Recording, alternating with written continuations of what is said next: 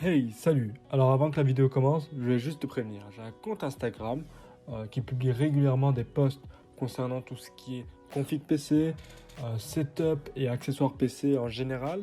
Et donc, si cela te plaît, ben, n'hésite pas à y faire un tour. Et si le contenu te plaît, ben, n'hésite pas aussi à t'abonner et à nous rejoindre. Allez, sur ce, la vidéo peut commencer. Salut à toi! Aujourd'hui, je vais te présenter une config PC avec un budget de 600 euros. J'ai décidé de commencer avec un budget de 600 euros parce que pour moi, c'est le minimum pour avoir une config sympa qui peut durer dans le temps. Après, on peut avoir des configs moins chères, mais elles seront un peu limitées niveau perf et durée de vie. Donc 600 euros, c'est un bon prix pour commencer. C'est de l'entrée de gamme, mais on pourra quand même se faire plaisir et jouer à presque tous les jeux de 2020 en 1080p, ça c'est sûr. C'est une config que j'ai essayé de faire. J'ai essayé de faire en sorte qu'on puisse par la suite modifier certaines pièces et en garder d'autres. Alors ce qu'il faut savoir, c'est que tous les composants que je présente dans la vidéo seront bien sûr en description. Il y aura des liens Amazon, comme ça vous pourrez les acheter si vous voulez et vous montez votre propre config PC. Allez, sur ce, commençons la config. Alors, le premier point, le CPU. Donc, c'est le processeur, le CPU. Hein. J'ai choisi un AMD Ryzen 5 3600. Alors, pour une config à ce prix-là, AMD dépasse largement Intel niveau rapport qualité-prix. Le processeur Ryzen 5 3600, bah, il est très bon pour une utilisation gaming. Normalement, il aura une longue durée de vie, donc vous pouvez l'utiliser et changer la carte graphique ou d'autres pièces. Mais ce qu'il faut savoir, c'est que si vous choisissez ce processeur, mais que vous décidez de changer la carte mère que j'ai mise, choisir une autre carte mère que celle que j'ai mise, ben, il faut faire attention. Il faut bien qu'elle soit compatible avec le socket AM4. Donc c'est le socket que comprend le processeur. Donc, ou sinon, si vous faites pas ça, bah, le processeur ne sera pas compatible avec votre carte mère et donc les deux, ils vont pas fonctionner ensemble. Il faut faire attention que il soit bien mis à jour pour ce processeur. Donc pour ça, vous regardez un peu dans les commentaires s'il y a des gens qui ont choisi le même processeur.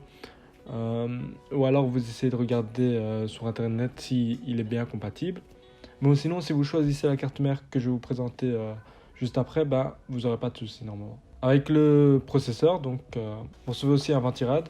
Alors, il est correct, bon, il est fonctionnel, mais c'est pas ce qu'il y a de mieux. Mais bon, pour une config à ce prix-là, on ne pourra pas se permettre de prendre le top. Mais si vous êtes prêt à rajouter quelques euros, ben, je vais vous mettre un ventirad en description, en option. Mais sinon, le ventirad fourni fera l'affaire.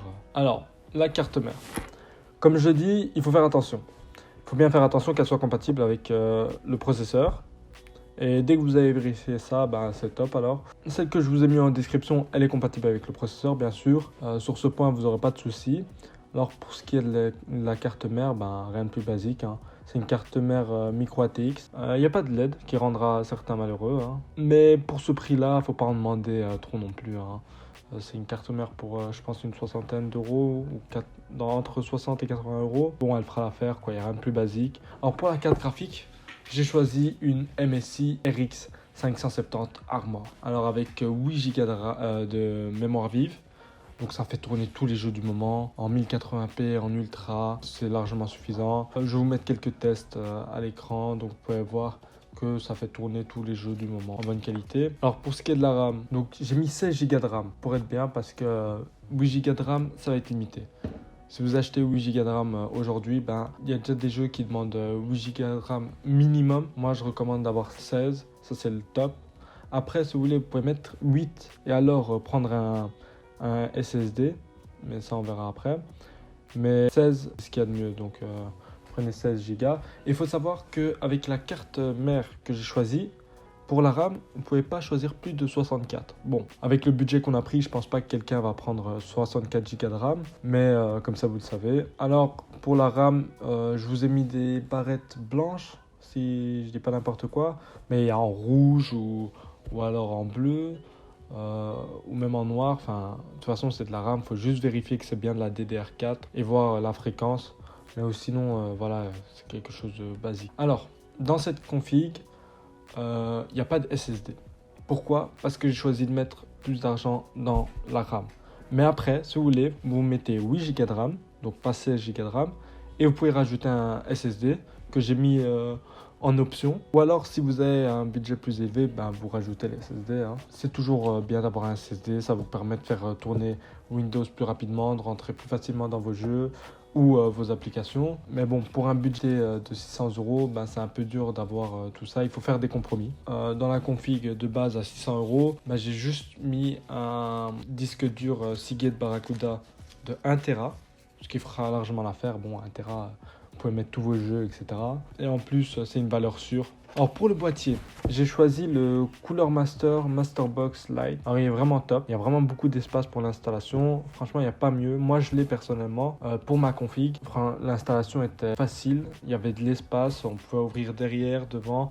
En plus, ce que je trouve ça top, c'est que ça soit une vitre un peu teintée, mais donc on peut voir sa config. Et aussi, ils fournissent des accessoires. Donc par exemple, sur les entrées d'air, à l'avant, on peut changer la partie en rouge, soit en blanc, soit en noir. Je trouve ça sympa pour un boîtier à ce prix. Et voilà, sinon c'est tout pour le boîtier. Alors pour la lime, j'ai choisi une Corsair PS 450 watts. Alors bon, bah c'est de la bonne qualité quoi. Pour une lime, je vous déconseille d'acheter des marques peu connues. Vaut mieux prendre des marques connues comme Corsair ou Cooler Master, etc. Donc, et surtout de regarder les commentaires. 450 watts c'est suffisant. J'ai rien d'autre à dire de spécial. C'est de la bonne qualité. Alors voilà, c'est la fin de la vidéo. J'espère qu'elle t'a plu et que ça a pu t'aider si tu voulais une config pour seulement 600 €. Comme je l'ai déjà dit au début, il y a mes liens, tu peux cliquer dessus si tu veux voir la config. Sinon, n'hésite pas à mettre en commentaire des idées de vidéos ou par exemple de budget que je pourrais accorder pour une config PC. Et sur ce, mets un like si la vidéo t'a plu, partage, abonne-toi, mets la petite cloche. Voilà, ciao.